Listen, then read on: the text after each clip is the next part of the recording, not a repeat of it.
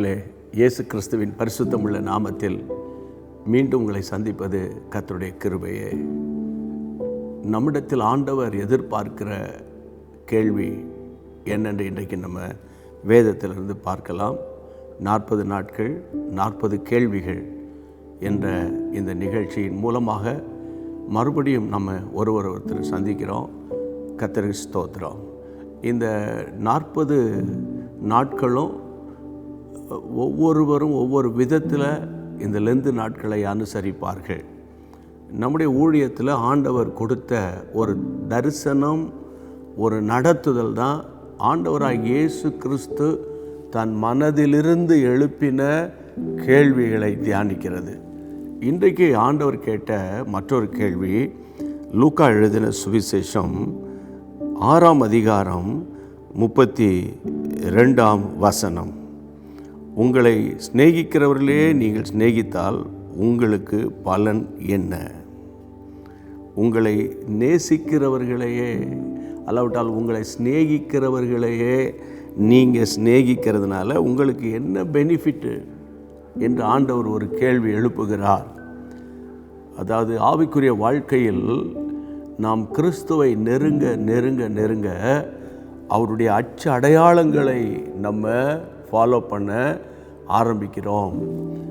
கிறிஸ்துவின் அடையாளங்களில் ஒன்று பிறரை சிநேகிப்பது என்று சொல்கிறதை விட சத்துருக்களை சிநேகிப்பது. என் அன்பு தேவனுடைய பிள்ளைகளே, உங்களை சிநேகிக்கிறவர்களே, இப்போ நான் ஒருத்தர் பிரைஸ் லார்ட் சொல்கிறேன், அவங்களும் பிரைஸ் லார்ட் சொல்கிறாங்க, அவங்க ஸ்தோத்திரன்னு சொல்கிறாங்க, நான் தோத்திரன்னு சொல்கிறேன்.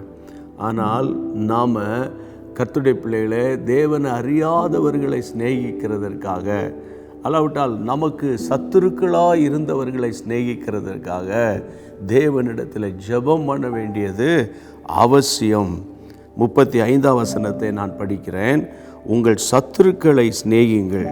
உங்கள் சத்துருக்களை சிநேகிக்க வேண்டும்.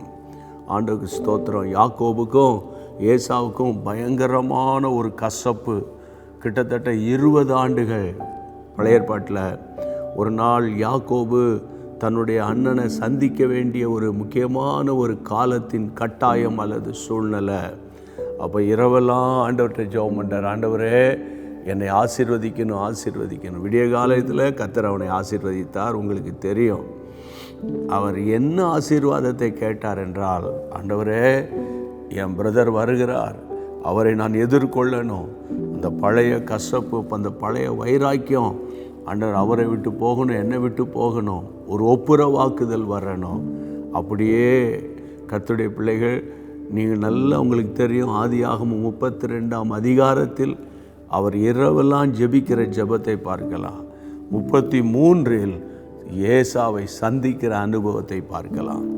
இந்த செய்தியை நான் உங்களுக்கு சொல்லி கொண்டிருக்கிற நேரத்தில் உங்களுக்குள்ள கசப்புகளும் வைராக்கியங்களோடு சகோதர சிநேகத்தில் எதாயிலும் குழப்படி இருக்குமானால் இந்த நாட்களில் நீங்கள் ஆண்டவருடைய சத்தத்தை கேளுங்க. ஆண்டவருடைய நாமம் உங்கள் வீட்டுக்குள்ளே மகிமைப்படும். சரியா? அதனால் உங்களை சிநேகிக்கிறவர்களே ஃப்ரெண்ட்ஸுக்கிட்டே பேசிக்கிட்டு அவங்களுக்கு கொடுக்க வேண்டிய கொடுத்துக்கிட்டு அவங்ககிட்ட வாங்க வேண்டியது வாங்கிக்கிட்டு அப்படி இருக்கிறதை விட, நமக்கு விரோதமாய் செயல்பட்டவர்களை மன்னிக்க எனக்கு இருதயத்தை தாரும். எனக்கு விரோதமாய் பேசினவர்களை மன்னிக்கவும் மறக்கவும் எனக்கு உதவி செய்யும் ஆண்டவரே என்று ஜெபம் பண்ணலாமா? ஆண்டவர் நிச்சயமாக சந்தோஷப்படுவார். கர்த்தருக்கு ஸ்தோத்திரம். எங்கள் பரிசுத்த பிதாவே, இந்த ஆசீர்வாதமான நேரத்தில் உம்முடைய கைகளில் ஒப்பு கொடுத்து நான் ஜெபிக்கிறேன். ஆண்டவரே, லூக்கா 6ஆம் அதிகாரம் 32ஆம் வசனத்தில் உங்களை சிநேகிக்கிறவர்களையே நீங்கள் சிநேகிக்கிறதுனால உங்களுக்கு என்னப்பா பலனு? பாவிகளும் தங்களை சிநேகிக்கிறவர்களை தானே சிநேகிக்கிறார்கள் என்று சொல்லிட்டு 35ஆம் வசனத்தில் சத்துருக்களை சிநேகிக்கணும்னு சொன்னீரே. ஆண்டவரே ஸ்தோத்திரம் ஸ்தோத்திரம் ஸ்தோத்திரம். ஆண்டவரே, நாங்கள் ஒரு காலத்தில் சத்துருக்களாக இருந்த எங்களை நீர் சிநேகித்ததுனால தானே விலையேற பெற்ற இரத்தத்தை சிந்தி விலையேற பெற்ற ரட்சிப்பை எங்களுக்கு தந்தீங்கப்பா. அதை நினைவு கூறுகிறோம், உம்முடைய கைகளில் ஒப்பு கொடுக்கிறோம்.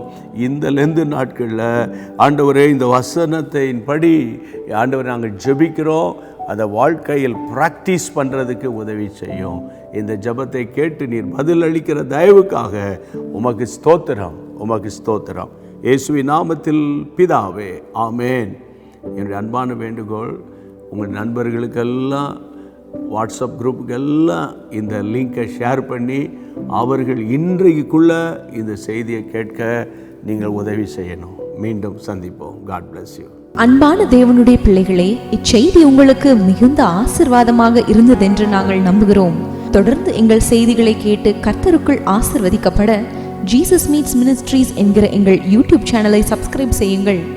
மேலும் உங்கள் ஜெப உதவிக்கு எங்களோடு நீங்கள் தொடர்பு கொள்ள வேண்டிய தொலைபேசி எண் 9842252836 மற்றும் 7299546363. Email gpsrobinson@hotmail.com. கர்த்தர் உங்களை ஆசீர்வதிப்பாராக.